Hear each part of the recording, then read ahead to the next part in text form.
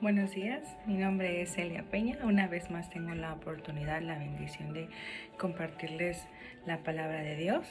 Esta mañana que me gustaría, les invito a que abran sus Biblias en Santiago, capítulo 4. Vamos a leer del versículo 1 al 10. Si gustan solo seguirme, escucharme, yo voy a leer. La palabra de Dios dice así. ¿De dónde vienen las guerras y los pleitos entre vosotros? ¿No es de vuestras pasiones las cuales combaten en vuestros miembros? Codiciáis y no tenéis, matáis y ardéis de envidia, y no podéis alcanzar, combatís y lucháis, pero no tenéis lo que deseáis, porque no pedís. Pedís y no recibís, porque pedís mal, para gastar en vuestros deleites. Oh almas adúlteras, ¿no sabéis que la amistad del mundo es enemistad contra Dios? Cualquiera pues que quiera ser amigo del mundo se constituye enemigo de Dios. ¿O pensáis que la Escritura dice en vano? El Espíritu que ha hecho morar en nosotros nos anhela celosamente, pero Él da mayor gracia. Por esto dice, Dios resiste a los soberbios y da gracia a los humildes. Someteos pues a Dios, resistid al diablo y huirá de vosotros. Acercaos a Dios y Él se acercará a vosotros. Pecadores, limpiad las manos, y vosotros los de doble ánimo, purificad vuestros corazones. Afligíos y lamentad y llorad. Vuestra risa se convierta en lloro y vuestro gozo en tristeza. Humillaos delante del Señor y Él os exaltará. Leyendo este pasaje de la epístola de Santiago, me vino a mi mente cuántas veces hemos enlazado buenas amistades en el transcurso de nuestra vida, la cual ha sido de bendición hacia nosotros, y cuántas veces nosotros hemos sido de bendición hacia nuestros amigos. Desafortunadamente, en el transcurso de nuestra vida también hemos encontrado gente que dice ser nuestro amigo y lo único que hace es meternos en conflictos con otras personas o hasta con uno mismo. Comenzamos a actuar de manera que nunca hemos actuado y nos alejamos de las buenas amistades. Esa buena compañía deja de ser buena y se convierte en una mala compañía. Bueno, en muchas ocasiones hasta hemos tenido problemas por esas amistades y no nos damos cuenta a tiempo. Algo parecido estaba pasando en lo que Santiago escribió en estos versículos. Una vez más, la palabra de Dios nos lleva a reflexionar lo que acontece cuando nos hacemos amigos de la persona incorrecta, en este caso el mundo, y ponemos nuestra mirada a las cosas del mundo. Hacernos amigos del mundo es hacernos enemigos de Dios. No nos lleva nada bien. A través de lo que narra Santiago podemos encontrar el resultado de elegir tener amistad con el mundo. El primer resultado de tener amistad con el mundo es que nos trae conflicto con otros. Notemos en el versículo 1, dice, ¿de dónde vienen las guerras y los pleitos entre vosotros? La palabra guerras en este texto se deriva de la palabra polémica. No habla de una guerra como nosotros la conocemos, con bombas y armas. No necesariamente habla de esto. Cuando nos alejamos de la presencia de Dios y dejamos que el mundo nos envuelva en su maldad, caemos en esta horrible manera de destruir a otras personas. ¿Cuántas veces hemos sido nosotros la causa de pleito con otros? Tristemente, mucha gente no ha comprendido este principio, o no hemos comprendido este principio, que hacernos enemigos de Dios y amigos del mundo causa conflictos con nuestra familia, incluso con los propios miembros de la iglesia. El pleito dentro de una iglesia no es voluntad de Dios. El apóstol Pablo entendió este mandamiento de la unidad con los demás y sobre todo con aquellos que comparten la misma fe, y nos los demuestra en lo que les dijo a la iglesia de Corinto en 1 Corintios 1:10. Jesús siempre se mantuvo repitiéndonos que nos amáramos el uno al otro. Pablo también lo dijo en Efesios. En Juan 13:34, Jesús dijo, un mandamiento nuevo os doy, que os améis unos a otros, como yo os he amado, y también os améis unos a otros. Pero, ¿qué tiene que ver el amor aquí si estamos hablando de la amistad?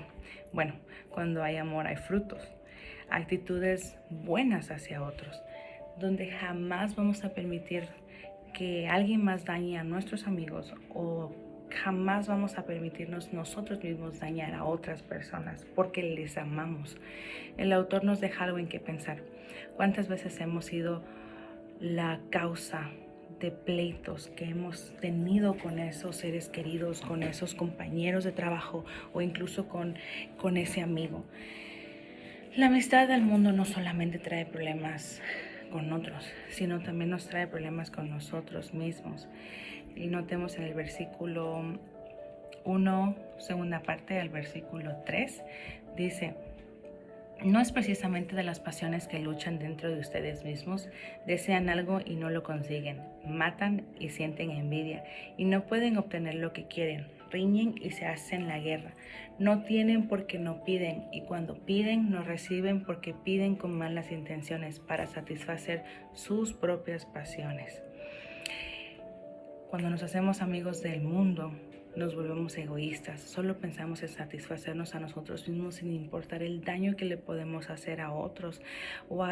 Llegamos a un grado de ceguera donde solo nos importa complacernos a nosotros mismos. Tenemos una conducta mundana.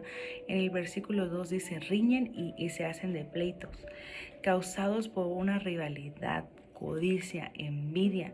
Lucas 8:14 también habla de esto. Dice: son ahogados por los fanes y las riquezas y los placeres de la vida y no llevan fruto. También lo podemos encontrar en 2 de Pedro capítulo 2 versículo 10 al 14.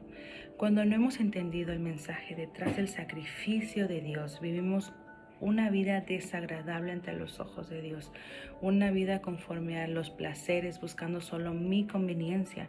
En el versículo 2 lo dice: desean algo y no lo consiguen, matan y sienten de envidia. ¿Hasta dónde el ser humano ha llegado con tal de obtener lo que desea? ¿Hasta dónde hemos llegado con tal de obtener lo que yo quiero? ¿Qué hacemos cuando codiciamos? ¿Qué hacemos con tal de tener aquello que otros tienen? ¿Qué es lo que realmente mueve tu corazón, mueve mi corazón? ¿El dinero? ¿Lo material? Jesús nos advierte de distintas maneras. En Lucas 12:15, por ejemplo, dijo: mirad y guardaos de toda avaricia, porque la vida del hombre no consiste en la abundancia de los bienes que posee. Primera de Timoteo 6:10 también lo dice, que el amor al dinero y la codicia solo nos puede llevar a apartarnos de nuestra fe. Es muy interesante lo que Santiago dice en el versículo 3. No tienen porque no piden, y cuando piden no reciben porque piden con malas intenciones para satisfacer sus propias pasiones. Lo que nos lleva a pensar que olvidamos a quién pedir. ¿Por qué? Porque nos sentimos autosuficientes, sentimos que yo lo puedo hacer todo. ¿Para qué le pido a Dios si yo lo puedo hacer? Se nos olvida ir en oración y pedirle que intervenga en nuestras vidas de una manera correcta. Pero ¿qué pasa si yo pido al Señor y mi oración no es contestada?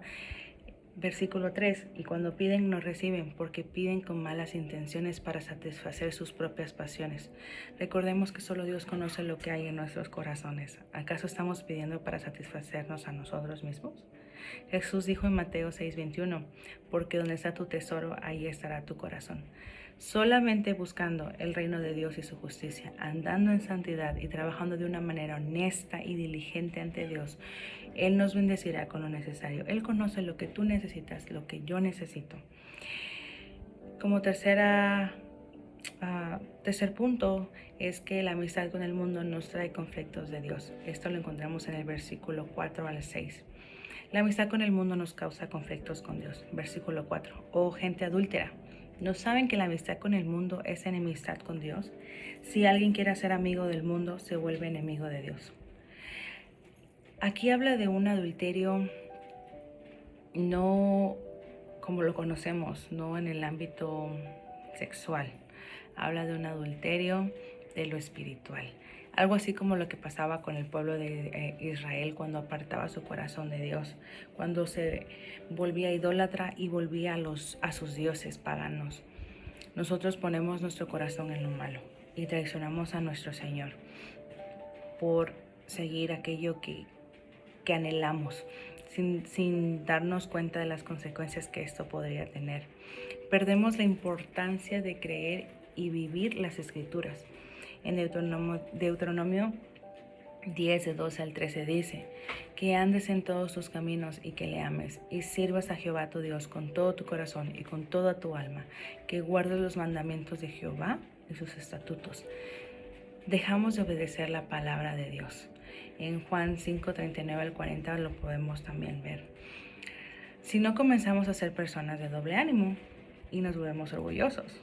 En el versículo 6 dice, pero Él nos da mayor ayuda con su gracia. Por eso dice la Escritura, Dios se opone a los orgullosos, pero da gracia a los humildes. Pensamos que somos superiores a los demás. Comenzamos a tener una actitud arrogante. Proverbios 16 al 17 nos ayuda a comprender que el orgullo solamente causa destrucción. Lo más maravilloso de este pasaje es que no solamente nos dice lo que pasa cuando nos hacemos amigos del mundo, sino también Dios le inspira al autor, al escritor, en este caso Santiago, qué debemos hacer para acercarnos a Él.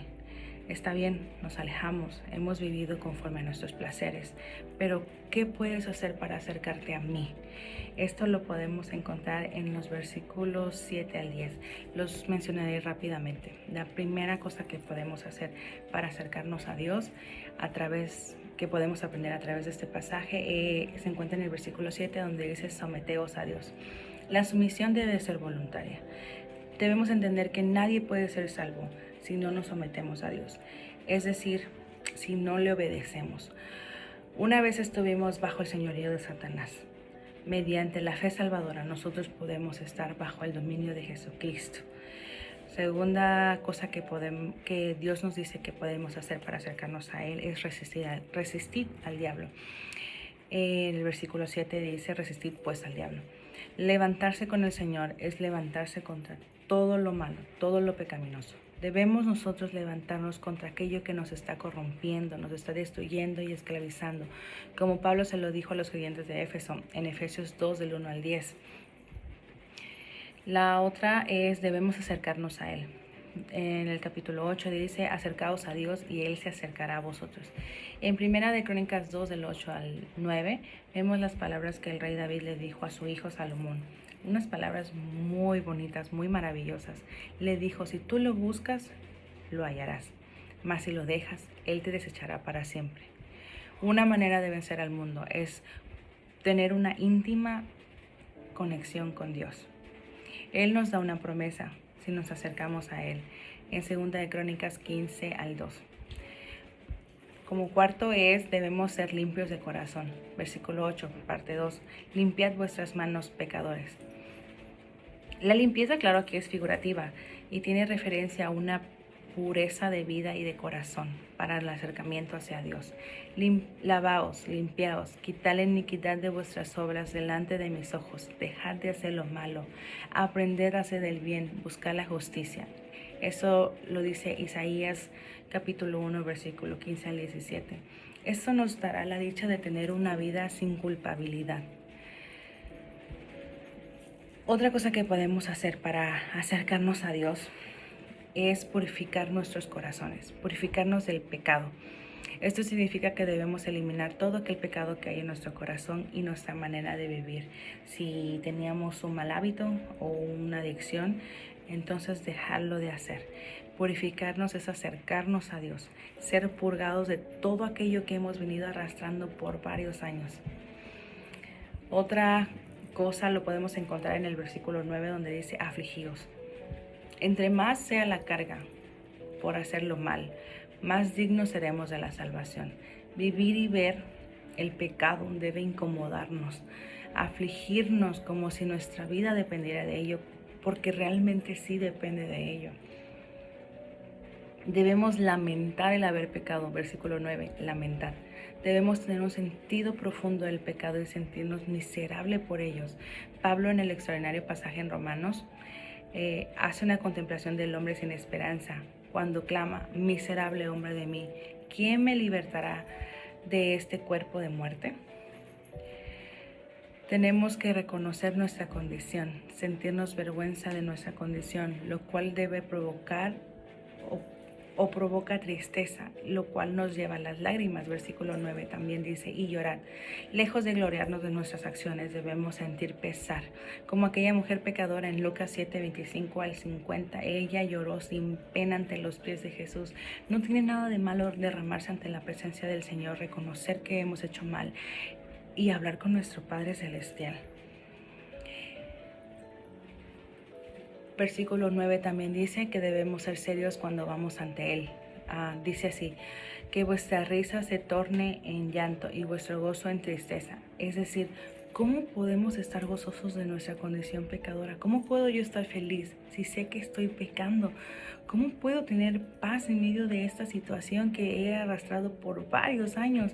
Es cuando más debo humillarme, cuando más debe usted humillarse y reconocer que necesitamos de Dios para salir de esta terrible condición. La otra cosa que podemos hacer, que Santiago nos enseña a través de la palabra de Dios, es que debemos tener un corazón humilde. Versículo 10 dice, humillaos en la presencia del Señor y Él os exaltará. Cuán importante es reconocer que sin Dios nada somos, que necesitamos de su misericordia y que imploramos su gracia. No hay manera de agradar a Dios si no somos humildes de corazón. Recordemos que Mateo 23:12 dice, porque el que se enaltece será humillado y el que se humilla será enaltecido. Nuestra única meta debería ser agradar a Dios, no a los hombres. Aceptar que Dios está encima de todo y de todos. El camino hacia arriba definitivamente es primero hacia abajo. Como Pablo dijo en Gálatas 2:20, ya no vivo yo, sino Cristo vive en mí. Ante todo, dejar que Cristo sea el que viva en nuestros corazones, porque a través de ese hermoso pasaje podemos darnos cuenta lo que pasa si decidimos hacernos amigos del mundo. Nos trae conflictos con otras personas, nos trae conflictos con nosotros mismos, pero más importante, nos trae conflictos con Dios. Pero Dios, en su misericordia, nos recuerda que todo el que le busca puede encontrarlo. No importando tu condición, no importando mi condición, nosotros podemos encontrarlo. Si nosotros nos acercamos a Él, Él nos da la oportunidad de someternos, de ponernos en contra del enemigo, de acercarnos con un corazón limpio y puro, con una aflicción ante el pecado, una actitud de lamento por haber fallado, reflejado por medio de lágrimas y de seriedad ante nuestra decisión de cambio de vida, humillándonos y reconociendo que Él es Dios y que no queremos alejarnos de su presencia. Te invito a que sigamos estos pasos para poder acercarnos más a Dios.